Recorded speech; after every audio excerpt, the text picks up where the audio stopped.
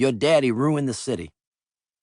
I was 13 when the woman yelled those words at me, a newly minted 8th grader at Jesuit High School where my father had been a star athlete a quarter of a century before. Earlier that day, Father Harry Thompson, the principal, a jovial man but quite the disciplinarian, summoned me to his office. "There's been a threat made against your life," he said gravely. Someone had called the switchboard with an alarming message. With a wary eye, Father Thompson escorted me across Bank Street to the gym, letting me go in for basketball practice early. It was 1973, and 3 years since my father, Moon Landrieu, was inaugurated as mayor of New Orleans. He had spent those years fulfilling campaign promises to give African Americans access to public contracts and jobs in city government, while prodding hotels and restaurants to do more than simply welcome black customers. That is, to hire black people above the level of dishwashers, maids, and bellhops.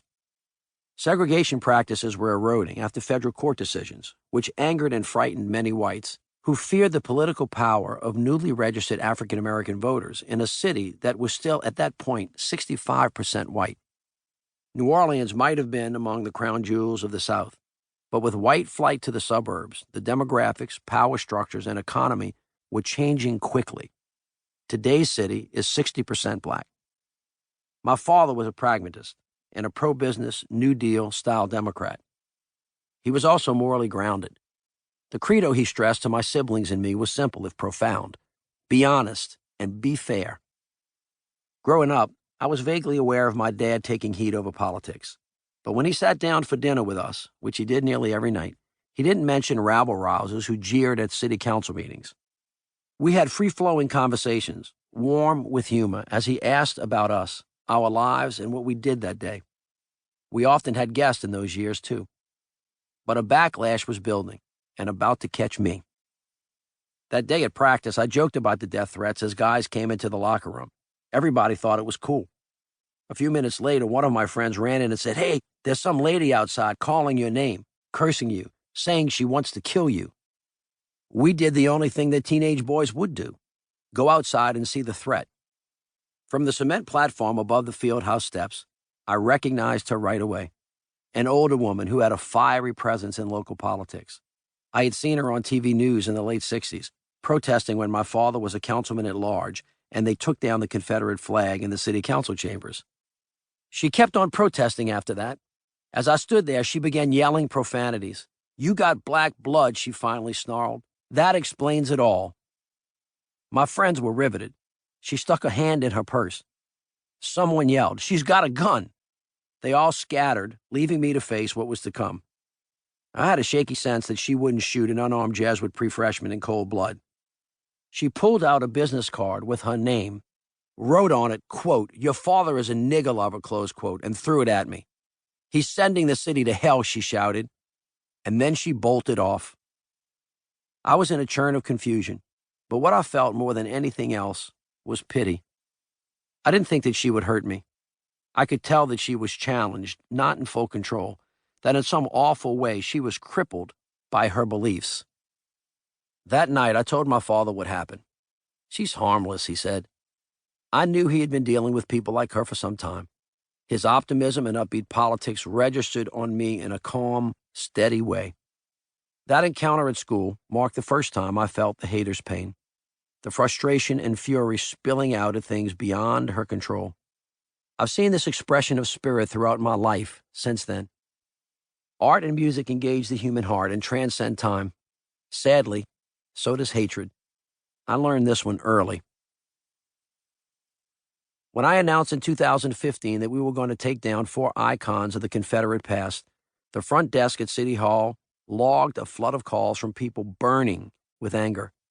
The familiar hate was back. "He's ruining this city just like his father. He's gonna pay. He better watch out." And yet, other voices from the past come back to comfort me. "Say, baby, how's your daddy? Best mayor we ever had. Hey, young man, tell your mama hello. Ooh, love that woman." I cannot remember a time when the issue of race was not part of my life or our families. It's like a song that you cannot get out of your head. It keeps playing over and over. Race is a soundtrack that stays with me. New voices roll in. Hostility at one side, a benevolent approval, love, if you will, at the other. and a swirl of voices in the Middle Range hashing out what it means to be American, our common identity as citizens. I take heart that many white people have traveled far in their views on race. Many young people embrace diversity as a natural order of things, with no memory of a South governed by segregationists and white supremacists.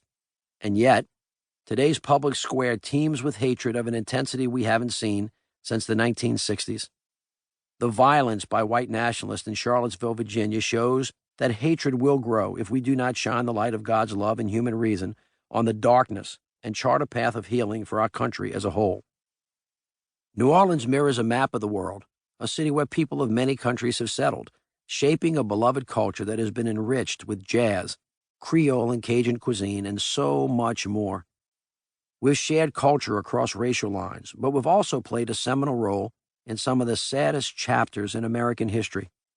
More humans were sold into slavery in New Orleans than anywhere in the country. Hundreds of thousands of souls were sold here, then shipped up the Mississippi River to lives of forced labor, of misery, of rape, and of torture. As we entertain visitors from around the world along our beautiful riverfront, it is hard to fathom that at this very spot, ships emptied their human cargo from Senegal, marching their captives down the street to what is now one of our famous hotels. But there are no historical markers on that path, no monuments or flags to the lives destroyed. New Orleans is where Black Creoles launched a legal challenge to segregated public transportation, a case that led to 1896 Supreme Court decision Plessy v. Ferguson, which enshrined Jim Crow's separate but equal into law. In 1892, a mixed-race man named Homer Plessy attempted to board a whites-only train car, but was arrested because he was 1/8 black. 60 years later, freedom riders coming to New Orleans were beaten to a bloody pulp. Today, though, even as white identity politics rage, I take comfort that my city understands that diversity is our strength, greeting visitors with warmth and a cultural effervescence, even as we resolve to work hard to evolve and heal. We all have so far to go.